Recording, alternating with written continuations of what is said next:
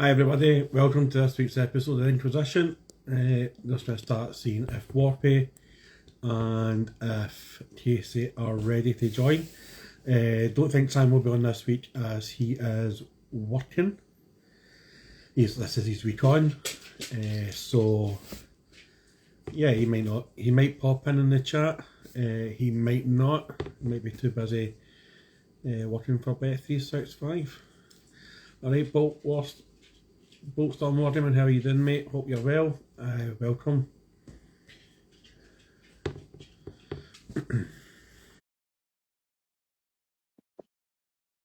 Just trying to get you to come in, Warpy.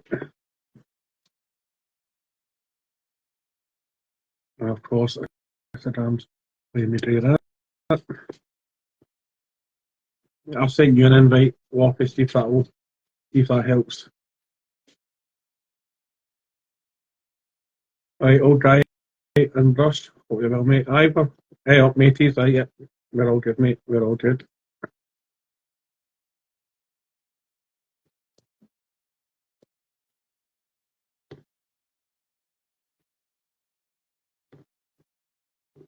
Always an issue trying to join in every week.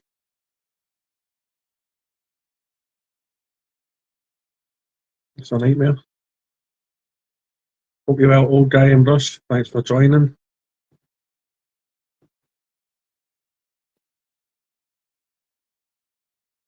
Every week, man. Why isn't Instagram? Can you have this going? Good enough. All right, Warpy, how you doing, mate? Oh, you're wearing your glasses today. Were you wearing your? Were you dressed up for Peachy yesterday with a? No, I actually had some meetings yesterday, and Peachy got me without the with the contact lenses in. But you've got the full, you know, my full Clark Kent jobby going on today. So. Oh, there it is. There he is. There's Casey. He's only 2 minutes late this week. That's not bad, Casey. Well done, mate. That was a pretty good stream you had yesterday with Peachy, mate. It was pretty good. That was good fun. It's good fun. I'm gonna meet up with him at LVO, and we're gonna drink some scotch. So it should be good. I don't know if I'm gonna get it on camera, but he's a good lad. Yeah, that was. He was really good on Sunday, and he was like even better yesterday. Like it was such a for him to be putting like the time back into the community is fucking unbelievable. Yeah, he's a good boy. But then again, when you get to see and sit down with Dunk's exactly the same dude. They're just generally super nice guys. So I can only wish them the best, and they're doing great. Both of them are doing awesome. Yeah, and like we've got Chris Tester confirmed today that he's going to be on in December, the Audible narrator. I think he's done a couple of Warhammer games. He's done Gaskell, the voice for Gaskell as well.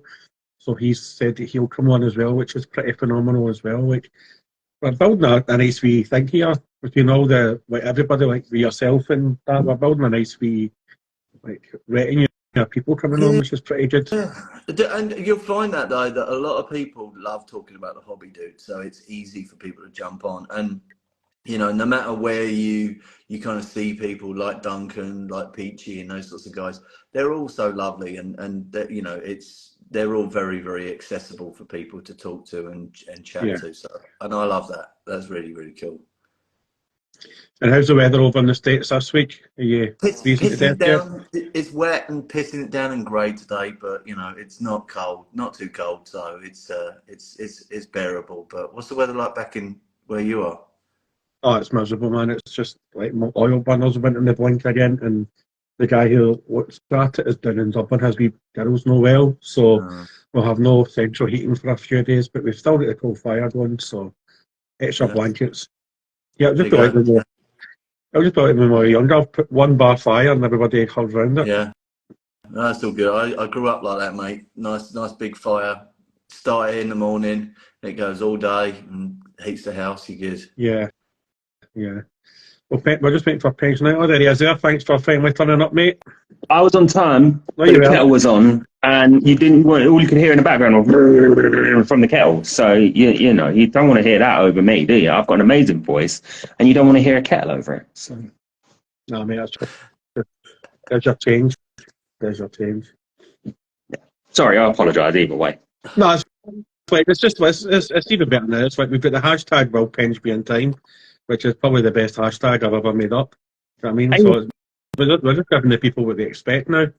Well, look, I've been on time for like the last 3 weeks, so That must be tiring, mate. it is very.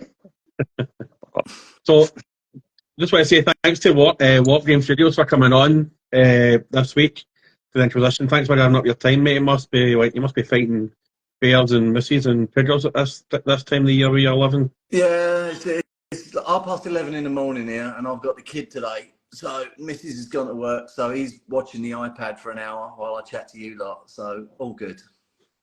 It's lovely. Just throw a tablet at them, keep them quiet for ages, isn't it? You know what? I wish I had it as a kid. I really did. All I got was like, "Here, there's a brick. Go and play with a brick." And I'm like, "All right." So, you know, Fucking rich bastard with bricks are fucking no, cable dust and maybe that's a putty. it was stolen off of like a building site down the road, you know, or something like that. So it's like, yeah, great, but no. Yeah, it's amazing these days. I do feel a bit guilty just chucking him on it now and then, but you know, he learns off of it. Yeah. You know, they're learning so much off of it. This is actually something that me and my girlfriend and partner have just sort of discussed in the past, that we shouldn't feel guilty for giving it to them, because in the next 20-30 years, near enough everything's going to be electronic and these sorts of stuff. Every job's going to have to require some sort of electronic device to be used. Yeah. And schools use them more and more. So who are we really to say, no, you can't have that, when in God knows how long he's going to need to have the ability to use them. And like you say, they're learning more off of it. And as long as they're watching the right things and learning the right things, that's all that matters, isn't it? Yeah. Yeah. You know, like, you know, if you look back when we were kids, none of this was around. And like now all this touchscreen technology and everything is going to go crazy with it, sort of thing. But no, it's good. You know, he wants to paint all the time. He wants to grab my airbrush. And I'm like, no. No, I give him little bits, a little bit like what Peachy was saying. I'd like got some old tactical Marines, some firstborn, and I gave them to him, and he got the spray out, he got his little latex gloves on, and he got his spray out and all that sort of stuff. So he loved it. But yeah, it's crazy how sort of the kids are going these days with tech. Yeah, we've all said we've all said, we'll never give them a tablet, we won't give them their phone.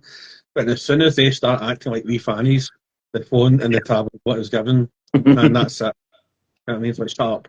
Go and put on some Netflix or some kids YouTube. Yeah. Don't go into the secret files that I've got though, but from there. Just thanks for coming on, Walker. As I say, it's great to have you on, mate. Like you're our first overseas visitor over the pond. Like I know we've had the nymph on. I think you're our first stateside person come on so far, and we've got Dave versus Shark next week. I think we're on next week. So we're going to ask you the generic question, which you kind of didn't want to ask Peachy yesterday, but I'm going to ask you anyway. How old were you, and what was your first model that you painted, mate? First model, I weirdly got into it. Like there was a dude down the road, a real like goth rocker dude that was a gardener, and I said, and he was listening to some sort of metal music, and he was sat in his van painting like these little models on his lunch break, and I was like, dude, what's that? He was painting some undead metal Marauder. Like, I think they were like old Marauder, sort of like Marauder or GW stuff, way back. And this was about 87. And I was just like, dude, these things are awesome. And, you know, at that time, the only like movies that I'd watched was like Jason and the Argonauts and those sorts of things where you had that kind of fantasy vibe going on. And as a kid of 7 or 8 year old, that was the only ones that I was kind of allowed to watch. So I was like, all right, great. And then I kind of asked him, and he started, there's this place called Games Workshop. Here, have this white dwarf. And I was like, to this day, I'm like, you bastards. Because I could have been a millionaire by now if he had never given me that magazine. And I was enthused by it, dude. I read it, loved it, and, you know, sort of, and got really into it. Found my local GW store, by that time was in Harrow, North London, and we went there, and it was on the high street sort of thing. And I made a point of it, walked past it, and I was like, I've got to go in. Freaked the hell out of me. like going in there, because the dude was like really nice but really in your face. And I was like, nope. So I went through, and at that point, mail order and those sorts of things, you could still buy the white box of mail order and just buy bits and one model here, one model there. And I ordered some undead. I ordered some wood elves, some old, really, really old, nice wood elves, and only like 4 or 5 models or something like that. And I absolutely loved it. And I was painting with little Humbrol. You remember the little enamel Humbrol paints that you used to like have a little, they're like lid that you push back in again. The proper little tiny And it's things, yeah. yeah, tiny tins, and that it smelled awful, and you were using thinners and all this sort of stuff to paint, but loved it, absolutely loved it. And then ever since I kind of got into it and really into it. And then I took a break for about 10 years from going off to university, and then settling down and stuff. But once you've got Games Workshop and Warhammer stuff in your blood, it's very difficult to get it and leave it for good. Yeah, I don't know if I don't think I've ever mentioned it. Like back in the day, like I had this game called Battle Masters. Bloody Battle Masters! Every bloody week. Every week, I just love Battle Masters. No, but like, so what did you do in uni then? What took you away from the plastic track that took you away to do uni? What is it you did in uni? So I went and done sports science and biophysics up in Wrexham, North Wales. I just wanted to get away from North London, and I'd had enough, and I knew everybody and everybody knew me, and I was like, nah, I'm out of it. So I literally went, I think it was like 5.5 hours drive up there to North Wales.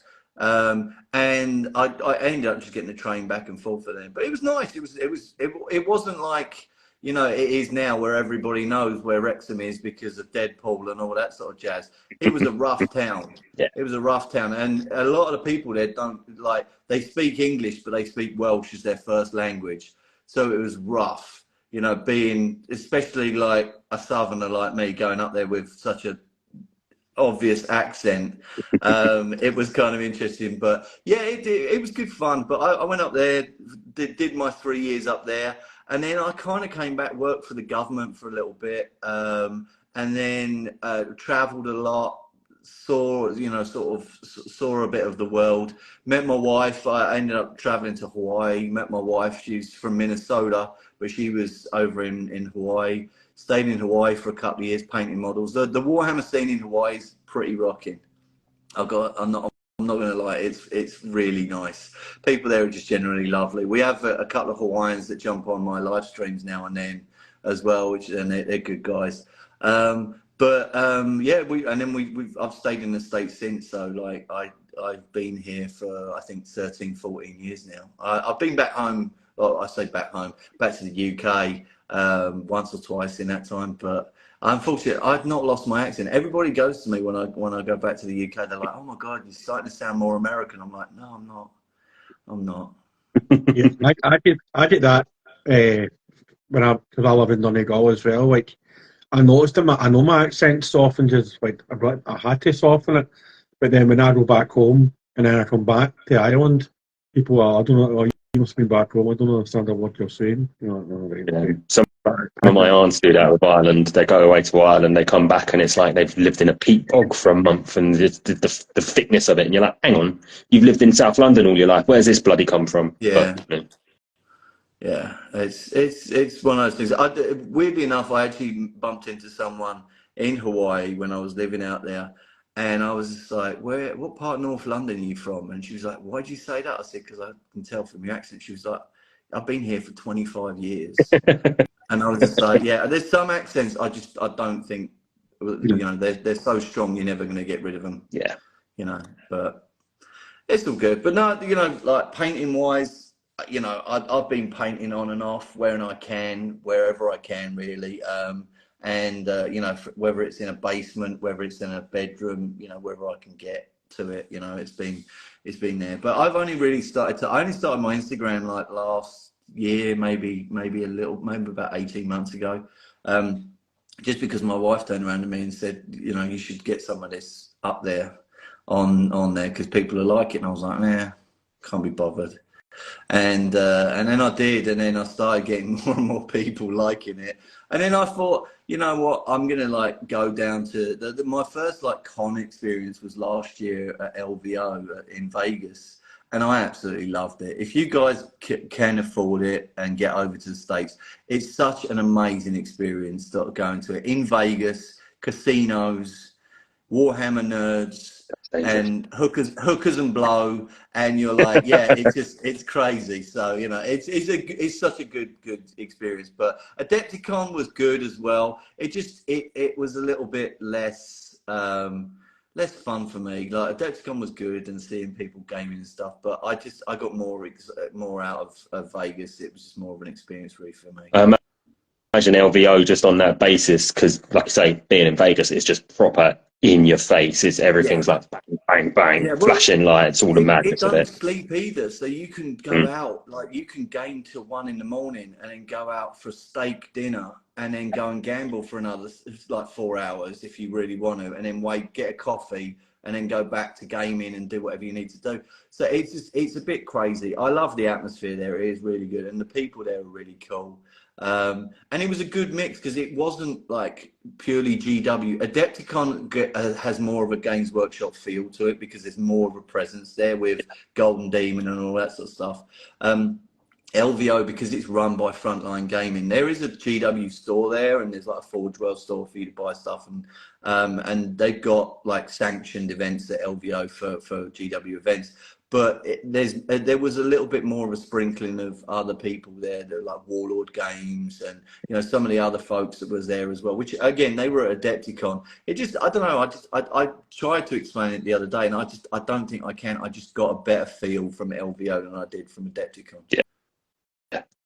So you know, it is what it is. Plus, I like shooting guns, so going to Vegas and blowing up stuff with guns is always fun.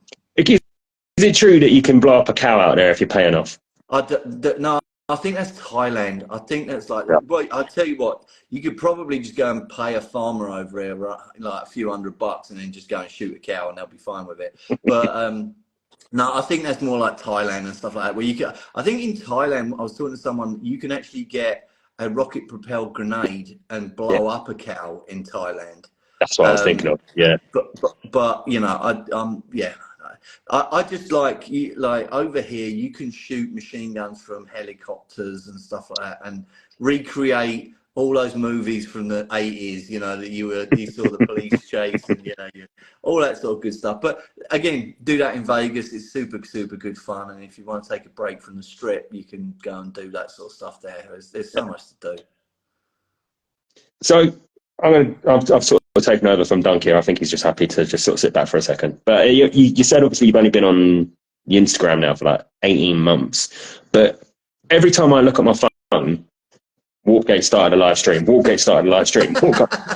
How did the streaming side of it come about for you? Because like I know me and Dunk have sort of said about how we've sort of fallen into it. But how was your sort of little journey into that?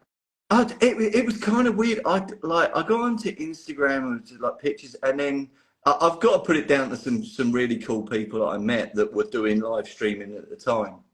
And since then, people have said, "Oh, you got to go over to Twitch, do some Twitch stuff, and all this sort of stuff."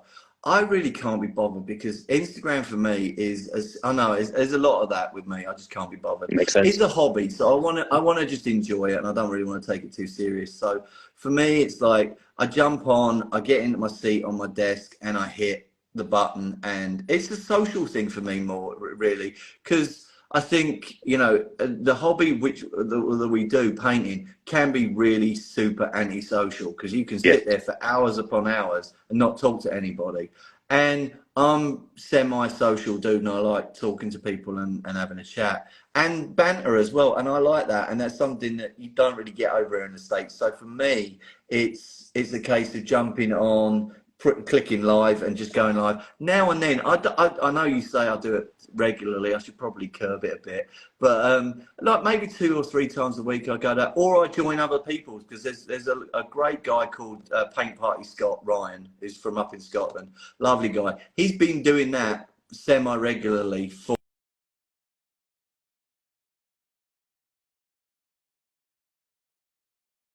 Yeah, that's your sound for a little bit there. Yeah. Yeah, phone call coming through. Sorry.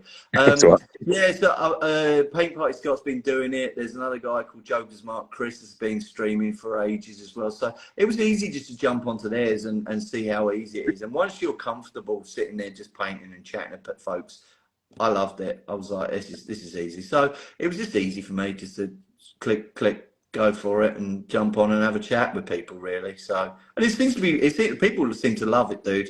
They like, pick up on it, jump in, say hello, off they go. I'm fine with that. Yeah. So I've jumped into your streams a few times, and it's just like speaking to your mates, to be honest. And and that's what's so good about this wee community, that is like you can't just jump into somebody's stream after speaking to them a few times through maybe DMs and that, and then before you know it, you're in shooting the shit with them. Do you know what I mean? And it's brilliant.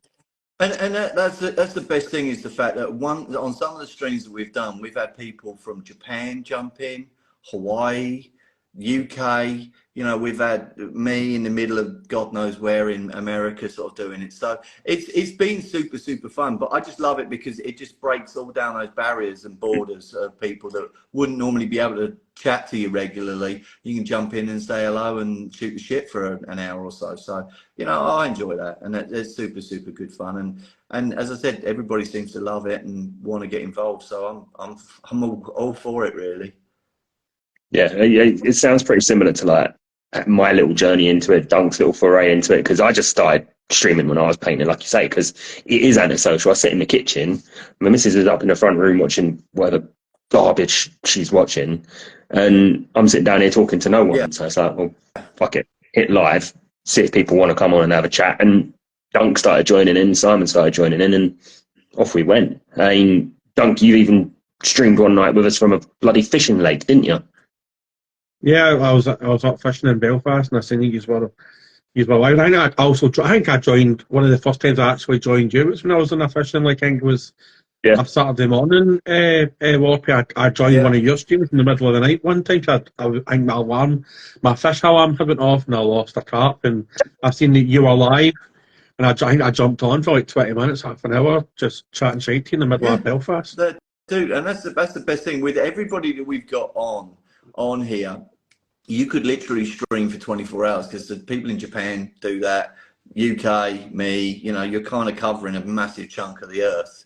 And I'd love it because people are, it will be morning for me, it'll be late night for you guys, it'll be God knows whatever time everywhere else. It really is a good, accessible tool, but I just wish it was a little bit more reliable, because Instagram's a bit of a shocker with being reliable and quality as well. But it's been good fun, and as I said, I enjoy doing it. I don't know, going forward whether I can continue to do it as regularly as I am, but when you're able to jump on and just you're both more than welcome to jump in and paint with me as well if I'm on see me. So thanks. Love. So how I'm trying to get the words right here. How difficult a decision was it personally to move to America? For me, it was a no-brainer, to be honest with you. Growing up in outside North London, living in North London, and seeing how freaking crowded it was, you kind of get used to it. Casey will know, coming from that area, you kind of get used to everybody living on top of everybody, and you come to America, and all of a sudden you're like, whoa, hold on a minute, there's so much space here. And it's quiet and it's nice, and people can be a bit of an arsehole sometimes, but that's anywhere around the world. But it wasn't really, it was difficult. The only things that I miss are some of my family that are back there and some of the food. That's it. There's nothing else that I really miss. Like TV, nah, couldn't be bothered with it. Politics and all that sort of shite, don't miss it at all, sort of thing. But it's one of those things that I've been here for 14 years. It's very easy to move to America from the UK, to be honest with you. It's not a no-brainer. The language is 99% exactly the same. There's a few words that they have wacky meanings for over there. But apart from that, if you like, I hate to say it, it's going to sound really American, but if you like that freedom and liberty of doing what you want to do and not having to worry about speed cameras on the roads, or, you know, all that sort of shite, then America's perfect. And I just had enough of it, dude. Like coming from North London and then, you know, having to drive into central London and commute in and get permit after permit. And this was back then. I'm sure it's a hell of a lot worse now. But trying to do all of that back then and all of that sort of shit, I was just like, no, I'm done with it, sort of thing. So it was easy for me because my wife did say to me, hey, I can move over here, you know, and we can live in the UK. I'm like, hell no, get me out of here. So it was like, she was my green card, you know, that's what her unofficial like nickname was for a while. Green card, but yeah, no, never look back, to be honest with you, dude. I've lived in some gorgeous places, and hopefully, fingers crossed, in the next few years, we'll get to our like forever home down in Florida, and then you guys can all come and visit. Sounds I'm like yeah, I mean, it sounds like you got a similar journey to one of my mates who lived probably like less than 300 meters away from me now. Met an American woman through a mate who lived in America. He's moved out to California now, and he's been out there like 6-7 years. Same sort of thing. He just appreciates the quality of life is better. Yeah. I think I can't remember where he lives. It's not in LA itself anymore. It's like a little bit out. But then I say a little bit out in America is like driving from here to bloody Liverpool. So, and you don't even leave the same bloody state.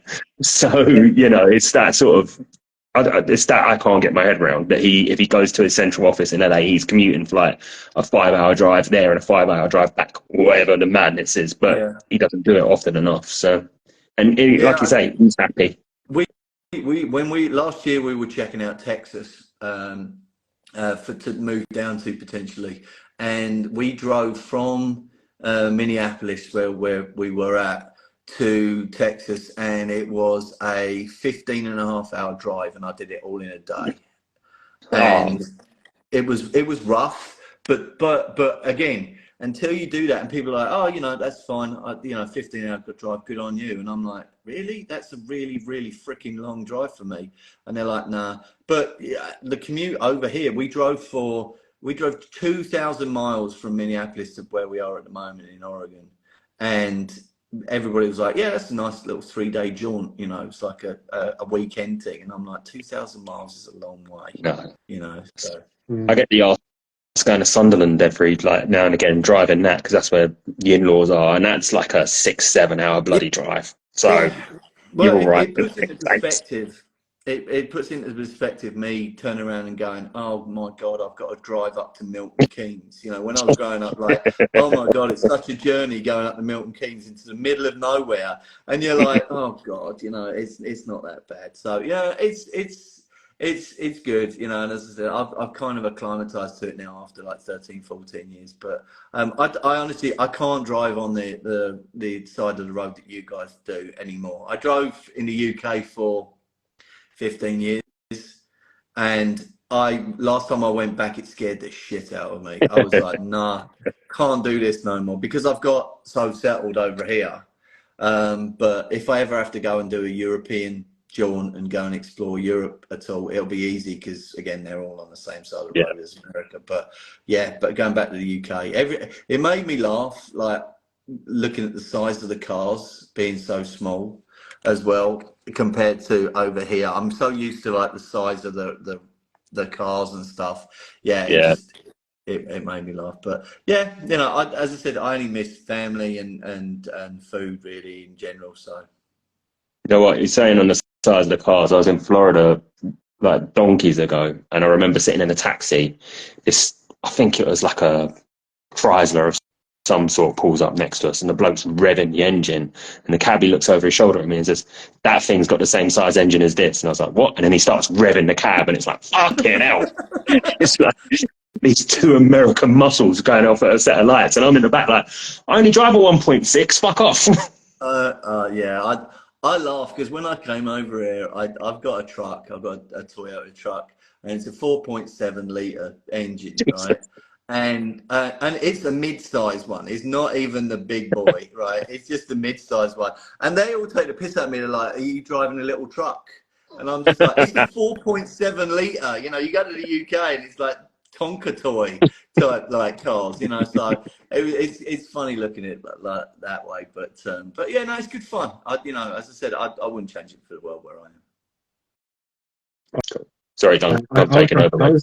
I was in America 14 years ago, and I only turned into oncoming traffic once. I made that mistake the first day, and I never made it again. I ended up in the middle of the that kind of grassy patch in the middle of the freeway. I tried to turn right, and I ended up going over and right, and I was like, oh, for fuck's sake. I only made that mistake once, and the highway patrol guy thought it was quite funny. He was thinking that was hilarious. I'm fucking losing the plot. But what's the Warhammer scene like out where you are? Do you get much table time, like playing wise? So it's kind of weird over here. On the West Coast, it's pretty good. They've got a lot of different stores that do different things. You don't have to pay for table time. Some people do. You have to pay to reserve a table. Because, you know, that's the way their business model runs. Others, like, as long as you kind of buy stuff from their store, they're fine, you know, sort of like giving their stuff for free, their tables for free at the time. Back in the Midwest, it was a bit more sparse, but the coastlines, East Coast is good, West Coast is good. Texas is really good as well for like gaming. There's a lot of gaming stores down in Texas. But it's dotted around. There's some states that have got tons and others that have got nothing, you know, sort of thing. But it's a big country, you know, so I don't know if, you know, every state is, you know, some of the population of some of these states is nuts. Others like California is mental, millions and millions of people. But then like somewhere like Idaho, has not got that much population, might only have a few stores in the whole state, so it's kind of interesting. But overall the kind of like the gaming for conventions and stuff like that, there's a lot of conventions over here throughout the year. The kind of Warhammer scene from GW, there's one on the West Coast, one in Texas, one or a couple on the East Coast maybe, but then you've got a lot of other conventions like Nova, which is in Virginia, Washington DC. You've got Gen Con, which is in Indianapolis. You've got Adepticon in Chicago. You've got LVO, and then there's lots of little ones. There's like the San Diego con down there, or the SoCal Con, or whatever it is. And there's a lot up in Seattle and some other places. So it's pretty good. You know, they've got a format over here called Best Coast pairings, which is like a format where you can kind of organize tournaments from, and there's like a little calendar on there of all the events every weekend that's going on, sort of thing. So it's pretty cool to find lots of little tournaments and stuff going on, road trader tournaments and stuff like that. But why was there balloons just flying up on the screen? Well, it was only on your screen. Yeah, it's only on yours. No idea what's going on there. I'm like, okay, all right, thanks for that. Nice little treat in the middle of our stream here. Have some balloons. But see when you Give me some fucking balloons. See when you first went over, like, was it as big as it is now, or has it just like exploded over the last few years? So 40k has always been strong over it. In America, 40k I think is far bigger than Age of Sigmar by a mile over it. Not a lot of people play. Don't really know a lot of people play OS, but there were, before they blew up Warhammer Fantasy, a ton of Warhammer Fantasy players over here. Okay. So there was a big drop off from Warhammer Fantasy when they blew it up to them just going off and doing other stuff. A lot of people got pissed off with GW. So the game Infinity, that went through the roof. Bolt Action had a perk for a few years. That's dropped off now a little bit. But there was a lot of people that were just like anti GW, and I kind of got it as well. I've kept some of my fantasy armies, but 40k has always been a massive staple over here in the States that people are just hammer out. So you'll see me do Warhammer Fantasy stuff on now and then, my own sort of projects, but generally I'm painting up 40k stuff, and I've got some Bolt Action stuff to paint up as well. But it is where I'm at the moment, and where the scene is as well. 40k is just massive. And is the commission what you do, is that your full-time job? No, I've I run a marketing, branding, and graphic design company as my 9 to 5. So that's my go-to, which is great because I can, if I'm like I can go and paint for a few hours or take a break and go up and paint wherever, whatever I want to do. So that's good, and that pays the bills and all that sort of good stuff. I do commissions very, very rarely now because I just got to the point at which that I've got so much grey shit to paint up myself. I don't want to paint anybody else's.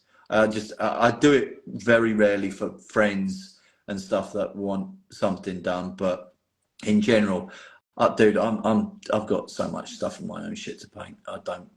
Yeah. I mean, your Tyrannies that you're painting us now are absolutely phenomenal. Like, I've been enjoying watching you paint them and posting. I'm just can't wait to see them finished. Thanks, dude. Well, yeah, I know, you cheeky bastard. I've got to call them today. I've got to call my local store because I might have to rush for the next 3 days building a display board because Armies on Parade are over here this weekend. Oh, yeah. And someone mentioned it to me because I thought you had to have 2,000 point army to do it, like full whacking 2,000 point army. But someone said, no, you just need a chunk to make it look like an army and you're good. So I was like, oh shit. So they said, yeah, you should enter those tyrannies. I'm like, all right, well, I've got to call the store owner because I don't know if you saw the 3D printed like Tyrannid spires that I did as well. They're like some scenery. I'm not sure if I can even enter them as part of the board because they're 3D printed and I know what GW's like with 3D printed stuff. So it's scenery. So, Yeah. It might pass, I don't know, but I appreciate it. But yeah, no, those tyrannies were just, I wanted to do something. I firstly wanted to experiment with neon colors. That was the big thing for me. The yellows and the greens that I've used on them have been kind of fun to do neon glazing and those sorts of stuff to just make stuff pop a bit.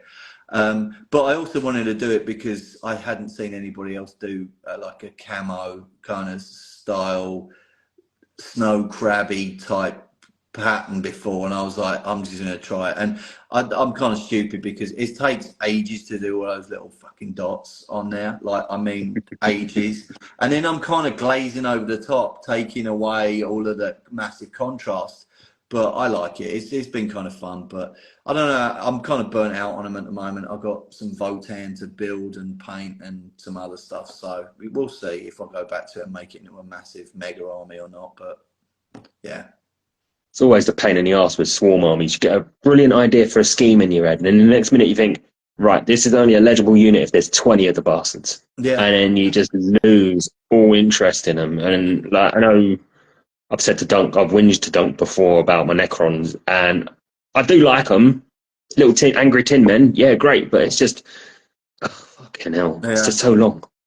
Yeah, and I've painted up. I don't think there's actually anything that I haven't painted from Games Workshop now. I've painted pretty much every army that's out there at the moment. And Votan, because it was new, I was like, I've got to paint these, so I started painting them at the beginning of the year. But yeah, it's been kind of fun. But as I said, I sometimes get burnt out, so I've got to go and hit the gym or go and do other stuff to just get away from it all. And I might take a break for a few weeks, and just reset and get that love. Because honestly, as I said to you before, once you get the love for GW and that like in your blood, it's difficult to get it out because it always pulls you back in again. So even if you take a break, it's like you done. You were on vacation, and you couldn't stop streaming. You were still trying to stream from vacation or your holiday. Sorry. Yes. So logging in and out.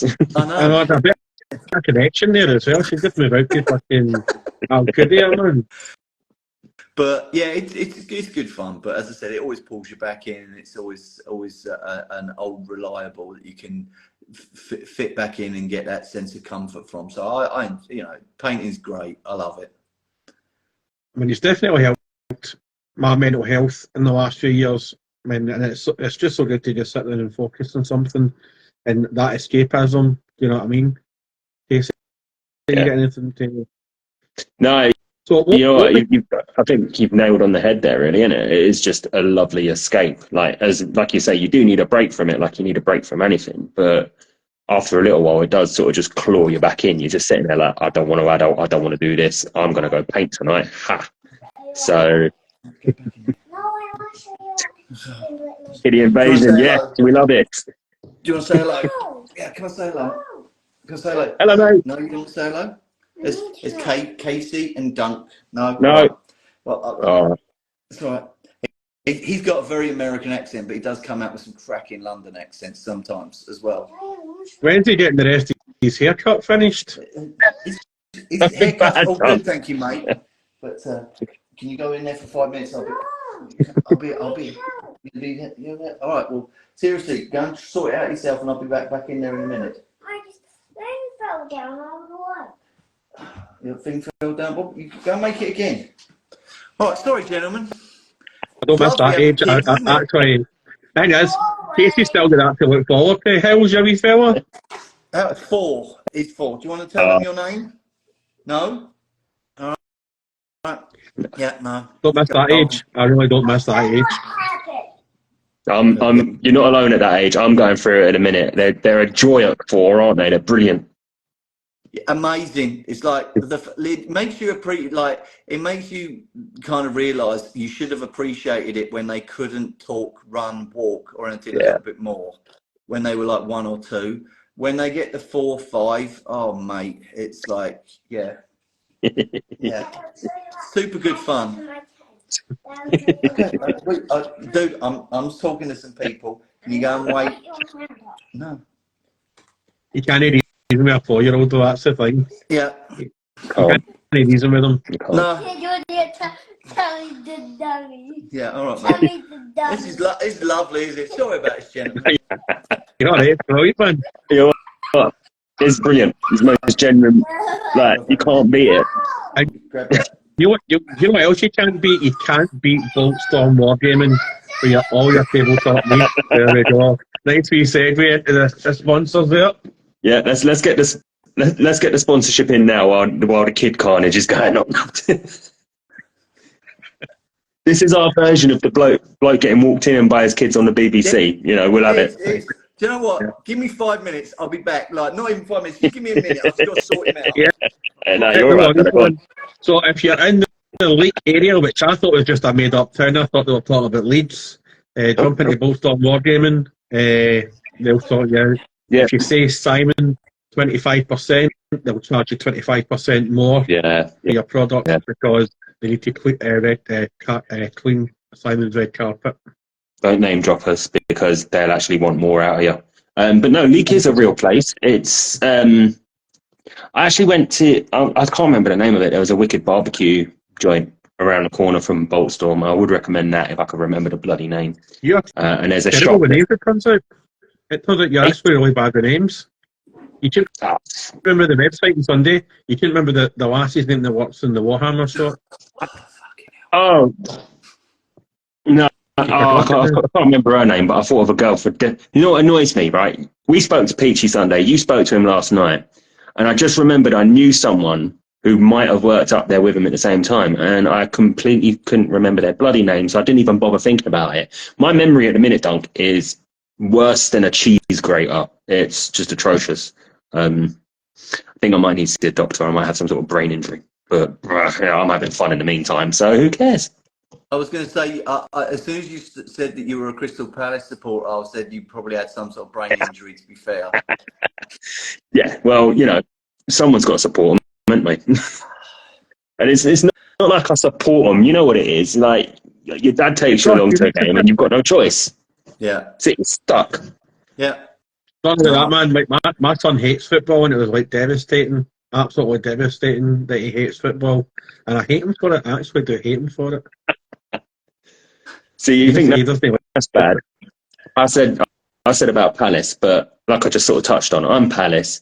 The in-laws are all Sunderland, so my lad is completely fucked. He's absolutely doomed to a life of depression and misery if he supports any teams. I think he's going to end up growing up supporting City or something. Oh. So. Yeah, that's the worst when you see Liverpool, Man United, or Man City on the TV all the time. Yeah, and like Litland's turned around and went, "Oh, I like that blue," and I'm like, "You're not going to be a City fan. Not happening, mate. Not happening." So It's even worse when they put Scottish football on and all they show is Rangers and Celtic games. It's like, there is other teams in Scotland, you know. I mean, is it? No. so thanks for very much for coming on, Murphy. That was a great to have you on. What was I going to ask you there? I was going to ask you something. I can't remember now. It's because we've insulted you. Yeah, like my mind's just went to mush. That's where it went. So I can't I think remember this. I'll cover in then if you can't remember your line of questioning. Yeah, with all, like you sort of touched on, you've painted everything, you'd say. Yeah. What stands out in your mind as your favourite thing you've ever painted? Oh, dude, favorite thing I've ever painted. I'm from day one. I've always liked the orcs. Yep. As just general, probably more so 40k than fantasy orcs. Although I have got a pretty decent night goblin fantasy army, and there's orcs in that as well. But 40k orcs have always, but even since like when I got into 40k, like second edition with the cardboard cutout Death Dread you got in that box set. I was like, even with the monoposed goth boys and the grots and all that sort of stuff, I've always liked them. I think my favourite, I don't know, my Golden Demon piece for this year, I've been enjoying doing my Angron piece that I've got to still work on and do. That's been kind of enjoyable, but trying to do it and spending 90 hours, 95 hours or whatever it is on it, kind of saps a little bit of the enjoyment. But the model is gorgeous. It's a really, really good model.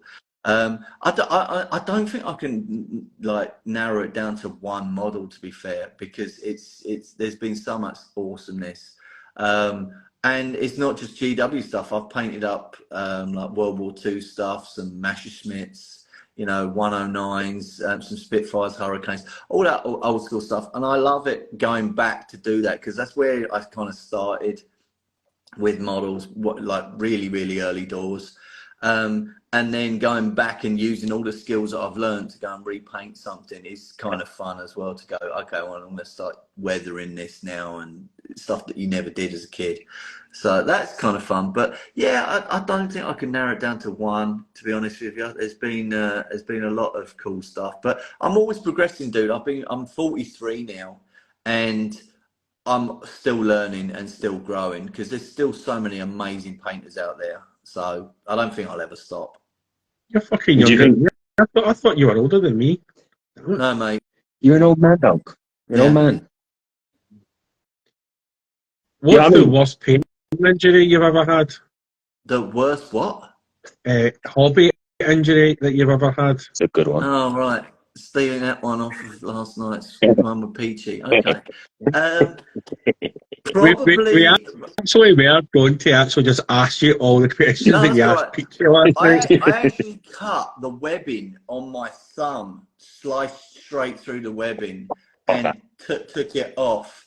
And I didn't have the balls to go and get it sorted out from the hospital, so I literally got my wife to wrap it up and put butterfly stitches on it and super glue and all that jazz. And yeah, it healed finally, but yeah, that's probably my worst one. Literally slipping and going straight. I've done so many times with a drill as well into your nail. Yeah. Like up into your nail. I've done that a few times now. That's rough. But yeah, the webbing on the hand's probably the worst one from a knife. I've definitely pinged my fingers a couple of times, but I used to, years ago when I first started off, I worked in Toys R Us, and they used to give out little box cutters, like the proper American style ones, where it's just razor blades in them. And luckily, I nipped my fingers with them a couple of times, but because they're razor blades, they just slice, and it's grim. But like, I remember a girl I worked with dropped one, and it went down her leg, and it slashed her thigh. And that sort of just put me off them ever since. I was like, no, I'm never using them again. I've still got one, and it's like, no, not for me, thanks. Yeah. I wasn't in every question that you asked Peachy and just ask you every question back. I thought that would have been quite funny. That was my plan, but then I'm lazy and I just couldn't be bothered. That was the only question I could remember from last night. Honestly, I was quite happy, really. There was only like one question someone had asked me to ask him that was one of the questions you guys do. So I think combined with what you guys asked him and what I did, we got a pretty good, like, 24 hours out of Peachy, to be fair, of answers. So, Yeah. Yeah. And you know what? I think as I don't know how you felt about it, but like as someone who's done this sort of hobby for donkeys, and really I'm online on Instagram and whatever, I'm a relatively small fish, but the fact that you can get him to come on and chat to you, like, and yeah, you see him on his own videos on the painting page and stuff like that, and it feels like he's one of the gods of the hobby, and he's stepped off his cloud to come down and chat to us. But it just didn't.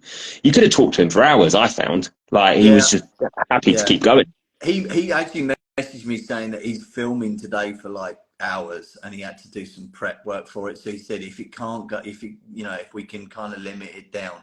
But then even last night when we started talking, he was like, "Oh no, it's fine, keep going." I'm like, "No, dude, it's all right. I know you got shit to do, so it's fine," sort of thing. But no, he's nice. And did you say you've got Duncan Rhodes coming on yours?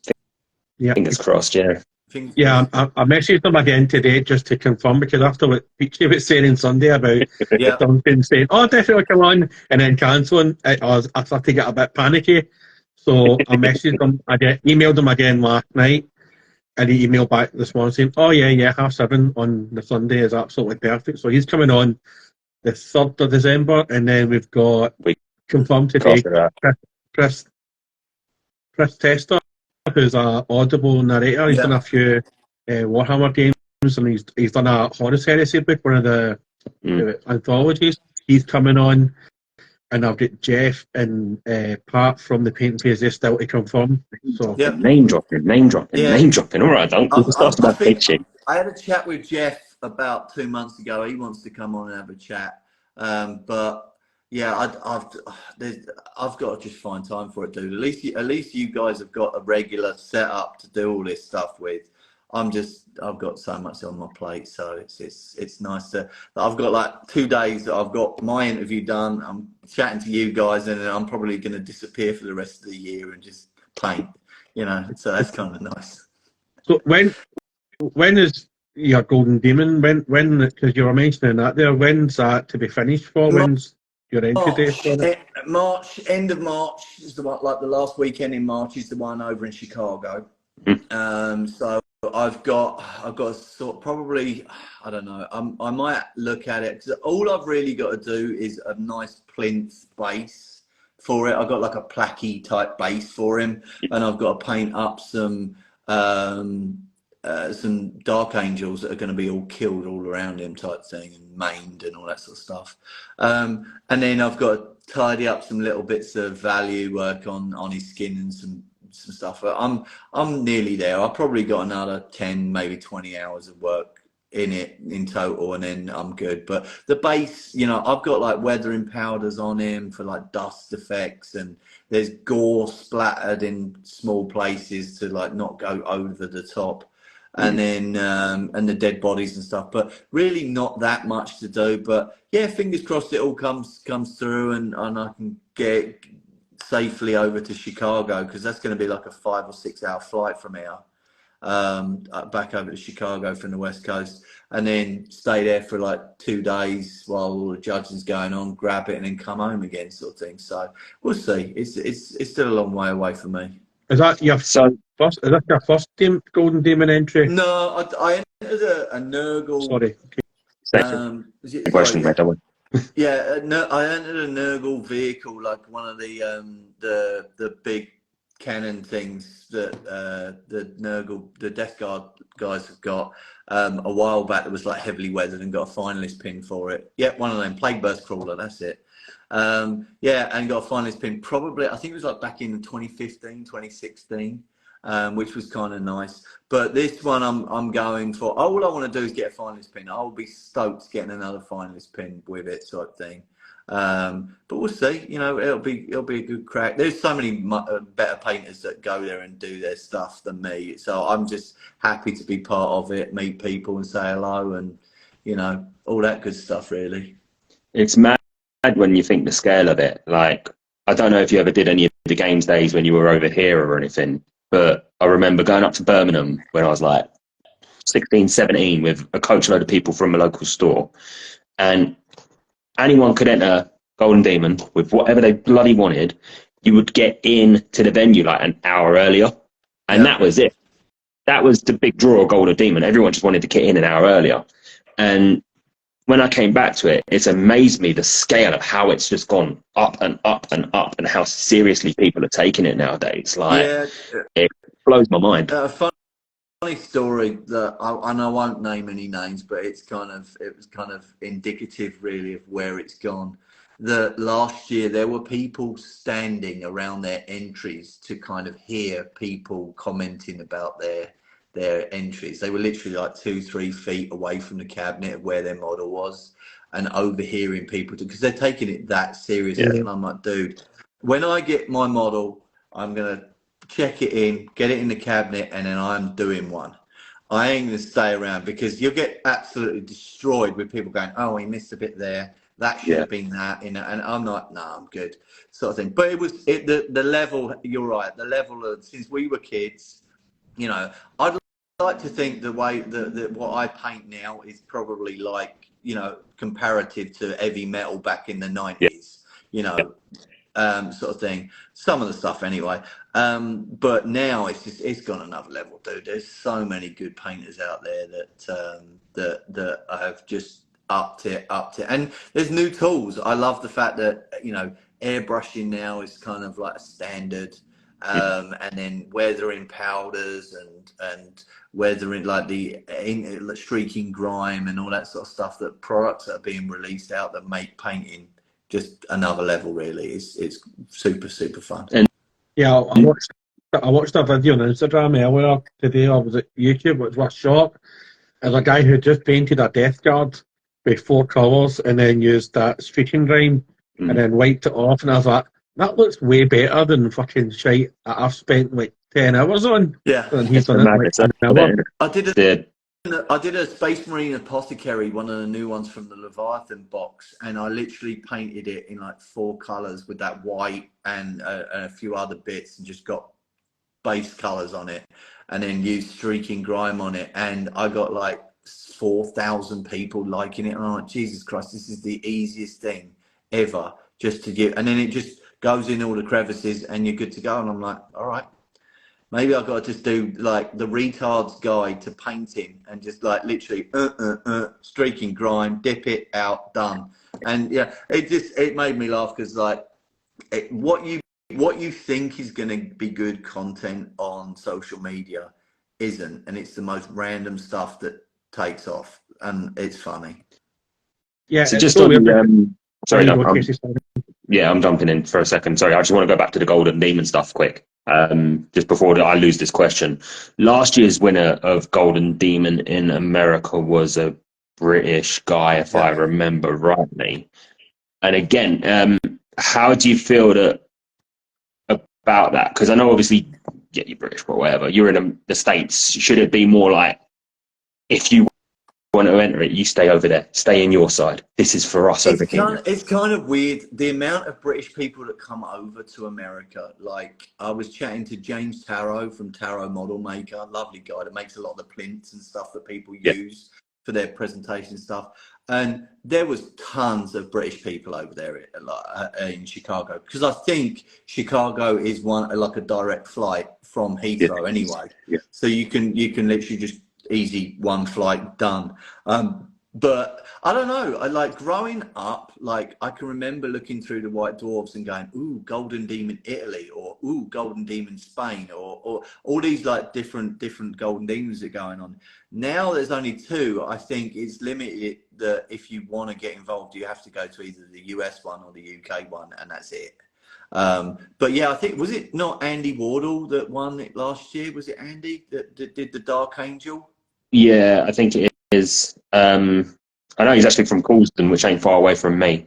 So that was a nice little but I think it was, because I know it was kind of crazy the amount of British people that were at Adepticon for the US Golden Demon. But the thing that they've said in Golden Demon is you can go away and change some stuff and add to it, and then you can re-enter it into the UK one. Yeah. And that, I don't know how I feel about that. I think you should paint it specifically for one event, enter it, then not have the chance to go away, add to it and do more stuff to it, and then re-enter it. It just gets boring otherwise.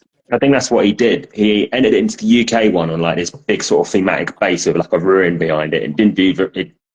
He might have gotten like beyond just a finalist pin level, but then he changed the base of it, entered it into the American one, and won.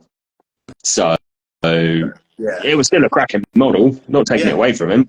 But It's like when you watch like Britain's Got Talent or America's Got Talent or Mozambique's Got Talent, and you see somebody that you've seen on Britain's Got Talent appear in another talent show, it's like, well, like technically it should be people that love. And like, if they're going to do a Golden Demon in the UK, it should be the European Golden Demon. Yeah. So people from all over Europe can do it. And then if you have one in America, it should be people from like Argentina all the way up to Alaska. Yeah. Do you know what I mean?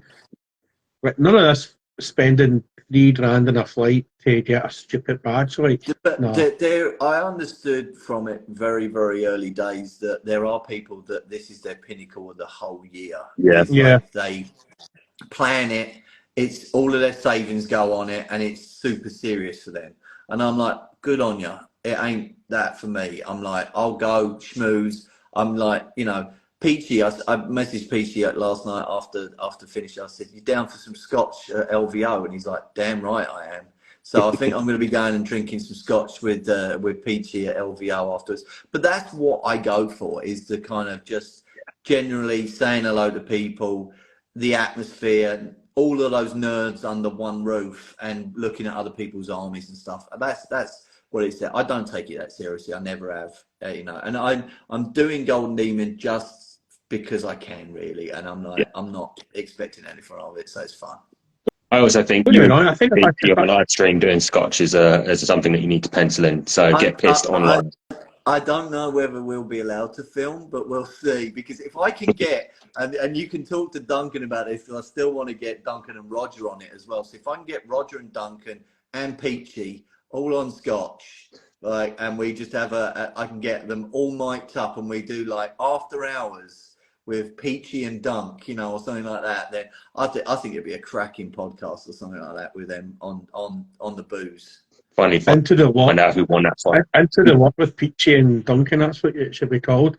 It's like, if I ever got to, I understand what you're saying, but you're doing it because you can, but I think if I got to a level, I would like to see how far I would be able to go and something like that myself, just for curiosity, going, right, well, how far could I take my painting? I wouldn't take it as serious as what people are, like you're saying, but I think I'd be curious to see how far I would get personally if I was at a decent level. I think it's a great test to sit down and go, I'm literally going to sub-assemble this model up, and I'm going to give myself 4 hours on this hand and see what I can do with lighting, weathering, and, you know, the tiniest touches and those sorts of things. Because when you do that, and then you start thinking, well, I've just spent 10 hours on a base, and then you start adding, you know, it's stupid, but you think, well, did I really need to spend 10 hours on that, or could I have knocked out something similar in half an hour? And it's I don't know. For me, it was just a test, really, for me to see, because I knock out armies. You know, you see the NIDs. I'm doing like knocking out a unit here, knocking out a unit there, with a few hours in the evening here, there, and everywhere.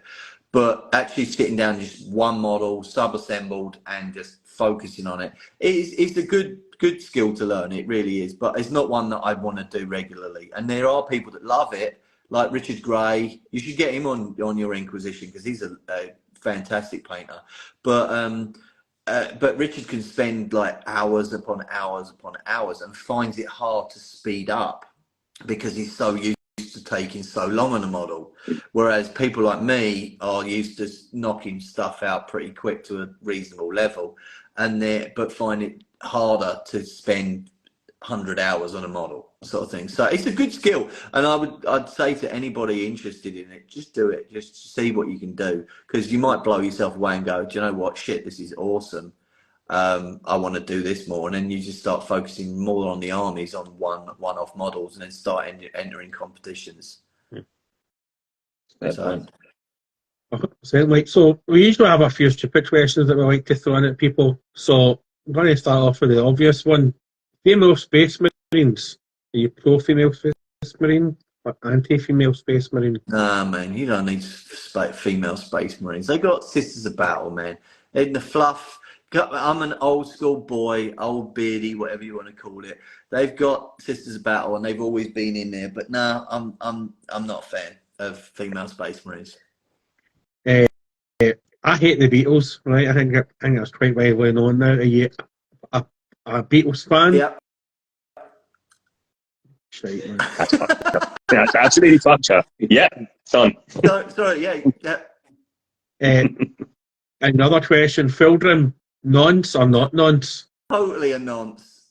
It's probably like super nonce. Like he's got to be up there, mate. I tell you, he's probably the illegitimate love child of Gary Glitter and Jimmy Savile or something like that. You know, if you could combine the level of noncery of those two in a Fulgrim, you're probably doing pretty good. That's where the gene seed came from. The gene seed, yeah. He's a Jimmy Savile of the 40k universe or 30k universe. Oh, dude, no. Walks around giving it now. But with the fashion sense of Gary Glitter, you know, you give all that. I was watching. So I love watching Kevin Bridges, and he was going on about Jimmy Savile, and he's like, "How did you not fucking realise if you were to ask me to describe a fucking paedophile, big stupid glasses, big stupid cigar, and a shell suit? It's like, oh yeah, well, pretty much, aye." You see, there's jokes that I can't crack over it because no one's got a clue who Gary Glitter or Jimmy Savile is or anything like that. So again, a lot of this comes out in my streams where we talk random cod shit for 2 hours, and you know, it's great to actually relate back to people back there. So yeah. But we're always here for you, know that. We've got Inferno managers coming on, Richard coming on the 20th of December, and he sent me a clip of him on Funhouse back in the day. Yeah. Now, there was a girl in my school that went in Funhouse, and every time that she went down the corridors of the high school, that's all that gets signed to her.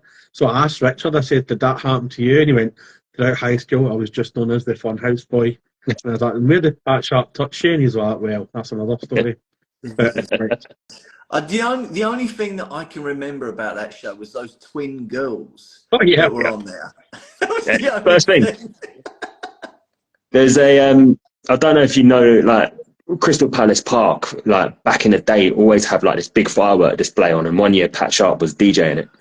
And this is how, like, peak 90s it was. Pat Sharp DJing Capital Radio for a fireworks night.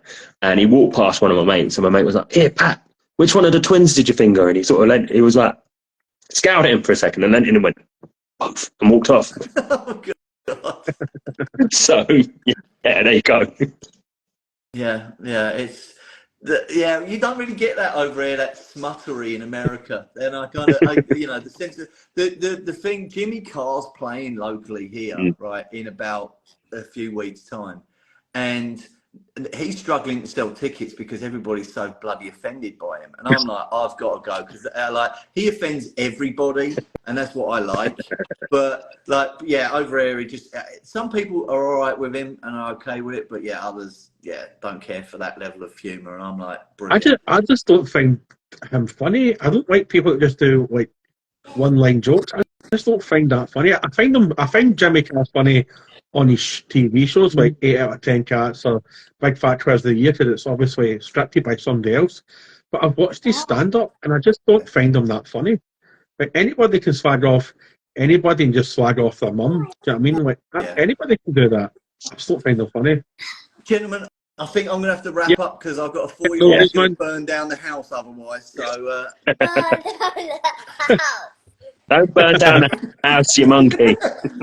Yeah, he's a little monkey. So thank you ever so much. I appreciate you. Thanks for coming on, man. I really appreciate it, and enjoy fighting the fire. My nose. Look at this. This is what I got to put up with. A Nerf bullet out the nose. Yeah, I'm going to get killed by his mum. Right. See you Much later. love, Oh, we guys. won't screen cap that bit for you. Cheers.